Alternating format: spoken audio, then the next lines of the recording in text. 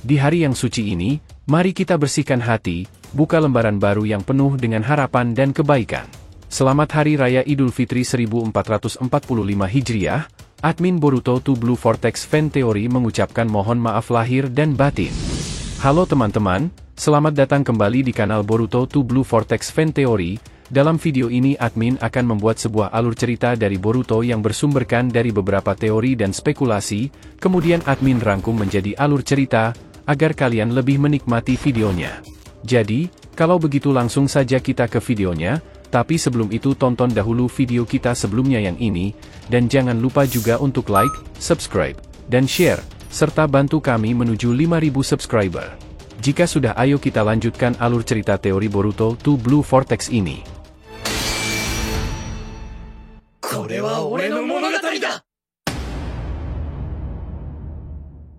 Peringatan, ini adalah hanya fan teori, dan jadikan sebagai video hiburan di waktu senggang. Boruto episode 296 bagian ke-57, Luka Berat. Kedatangan Matsuri di hadapan Sarada, Mitsuki, dan Sumire telah membawa suasana menjadi semakin intens di tengah-tengah kekagetan mereka. Dengan langkah yang terlihat santai, Matsuri berjalan ke arah Hidari. Dengan aura yang begitu kuat, Matsuri menciptakan beberapa retakan di tanah, menunjukkan kekuatannya yang luar biasa. Saat melihat Hidari tergeletak dengan beberapa batang cakra Otsutsuki tertancap di tubuhnya, Matsuri mengekspresikan keheranannya dengan nada yang sedikit mengejek. "Oh, Hidari, apa yang kau lakukan? Kenapa kau malah tiduran di situ? Ini bukanlah waktu untuk beristirahat." Kata-kata Matsuri tersebut menciptakan ketegangan baru di antara Sarada, Mitsuki, dan Sumire, menambah kompleksitas situasi yang semakin rumit dengan kedatangan Shinju yang lain. Tak lama setelahnya, Mitsuki yang merasa harus bergerak cepat, memutuskan untuk menggunakan Sage modenya dan mencoba menyerang Matsuri dari belakang. Namun, upayanya untuk menyerang secara diam-diam langsung dihadang oleh refleks cepat Matsuri yang tak terduga. Dengan sigap, Matsuri menggunakan teknik tanahnya untuk menghalau serangan Mitsuki, membuatnya terpental jauh dan mengalami luka ringan. Dengan nada mengejek, Matsuri menambahkan, "Oh, kau ingin menyerangku dari belakang ya? Lain kali lakukan dengan benar, bila hanya serangan lemah seperti itu mana mampu memukulku." Kegagalan serangan Mitsuki tidak hanya menambah kebingungan bagi Sarada dan Sumire, tetapi juga meningkatkan ketegangan di antara mereka, yang kini harus mencari cara baru untuk menghadapi ancaman yang semakin berbahaya dari Matsuri. Mitsuki berkata, "Sialan, serangannya begitu kuat. Tetapi, kenapa dia bisa mengetahui kalau aku menyerangnya dari belakang?" Sarada dan Sumire dengan cepat berlari ke arah Mitsuki dan membantunya.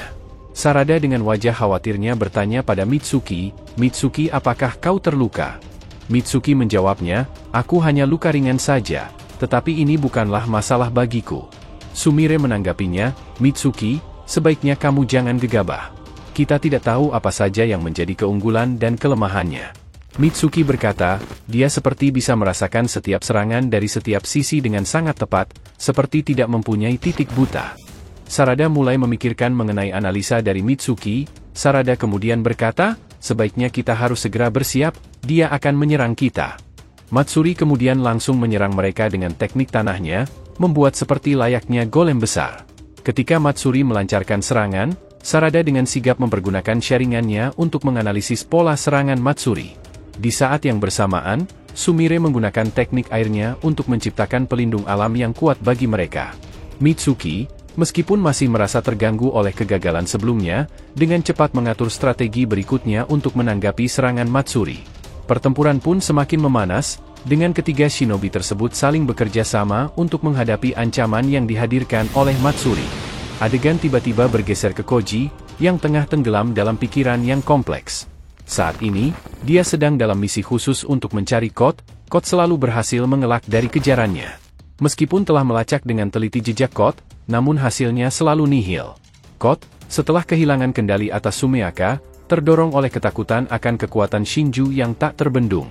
Meskipun Shinju tidak secara langsung menargetkannya, Kot merasa rentan tanpa kemampuan bertarung yang memadai, mempertimbangkan risiko besar dari ancaman Shinju yang meluas.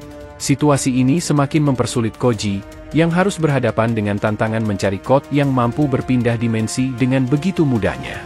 Kemudian, saat mengetahui bahwa Konoha sedang dihadapkan pada masalah serius dengan kedatangan Jura dan Hidari yang membuat kekacauan, Koji merasa terpanggil untuk memberikan bantuan. Dengan cepat, Koji memutuskan untuk menuju Konoha dan bergabung dengan Boruto untuk mengatasi ancaman yang sedang mengancam desa itu. Dengan segala pertimbangan yang rumit, Koji mengambil keputusan untuk membantu Konoha dalam menghadapi ancaman yang sedang meneror. Dalam benaknya, dia memikirkan kembali strategi dan taktik yang mungkin digunakan untuk menemukan Code. Meskipun rumit, dia yakin bahwa dengan kesabaran dan ketelitian, jejak Code akhirnya akan ditemukan. Namun, prioritasnya saat ini adalah memberikan bantuan kepada Boruto yang sedang dalam kesulitan. Dengan memanfaatkan segel pembaliknya, Koji bersiap untuk melakukan perjalanan ke Konoha dengan cepat. Di tengah pertarungan antara Boruto dan Jura, serta munculnya Matsuri di dekat Hidari, Konoha membutuhkan setiap bantuan yang bisa mereka dapatkan. Koji siap melangkah ke garis depan untuk memberikan bantuan. Adegan kembali lagi pada pertarungan Boruto, Kawaki, dan Jura. Setelah sebelumnya Boruto berhasil melindungi Kawaki dari serangan Jura. Kemudian Kawaki langsung menggunakan Daikokutennya untuk mengecilkan dirinya, dan berhasil lepas dari jeratan teknik elemen kayu Jura. Pertarungan semakin memanas ketika Boruto dan Kawaki berada dalam situasi yang genting saat melawan Jura. Meskipun keduanya tengah terlibat dalam konflik internal, mereka menyadari bahwa saat ini prioritas utama adalah menghadapi musuh bersama mereka. Dalam diam, mata mereka saling bertatapan, mengungkapkan keputusan bersama untuk melawan Jura. Dengan langkah berani, Boruto menyampaikan pada Kawaki, "Kita harus bekerja sama untuk mengalahkan musuh ini." Kawaki, meskipun masih ragu-ragu, akhirnya mengangguk setuju. "Baiklah," jawabnya singkat. "Tapi jangan mengira ini akan membuatku mengesampingkan dendamku pada Otsutsuki," tambahnya dengan nada tegas. Mereka berdua mengerti bahwa meskipun saat ini mereka memiliki tujuan yang sama, konflik antara mereka belum sepenuhnya terselesaikan. Namun, situasi mendesak memaksa mereka untuk menempatkan perbedaan mereka di samping dan fokus pada pertarungan di hadapan mereka. Jura dengan nada mengejek berkata, "Kalian sekarang bekerja sama ya? Ini semakin menarik saja buatku." Jura dari atas langsung mencoba menyerang Boruto dan Kawaki secara bersamaan. Di sisi lain, di tengah pertarungan yang sengit, Sumire berhasil menghalau serangan golem Matsuri dengan keberanian dan kekuatannya yang luar biasa. Meskipun berhasil menahan serangan tersebut, dampak dari kekuatan golem masih cukup besar, membuatnya terdorong beberapa langkah mundur. Sementara itu, Mitsuki dalam keadaan Sage modenya menggunakan ular-ularnya untuk menghancurkan golem tersebut, membuka celah bagi Sarada untuk menyerang Matsuri. Namun, serangan tak terduga datang dari Matsuri saat dia mengeluarkan tombak dari elemen tanah dan diarahkan ke tubuh Sarada dengan cepat. Sarada terkejut karena tidak sempat menghindar, sehingga serangan Matsuri dengan telak menusuk tubuh Sarada, sedangkan Mitsuki dan Sumire pun terperangah melihat situasi tersebut. Dengan serangan tersebut, nasib Sarada dan kelompoknya menjadi semakin tak pasti, dan mereka harus segera mencari cara untuk mengatasi ancaman yang semakin meningkat dari Matsuri. Lantas, bagaimana nasib mereka ke depannya? Terima kasih telah menonton video alur cerita teori Boruto episode 296 bagian ke-57, Luka Berat. Jangan lupa untuk like, subscribe, dan share, semoga membuat kanal YouTube Boruto to Blue Vortex Fan Theory semakin berkembang. Jika sudah terima kasih, dan sampai bertemu di video alur cerita teori berikutnya.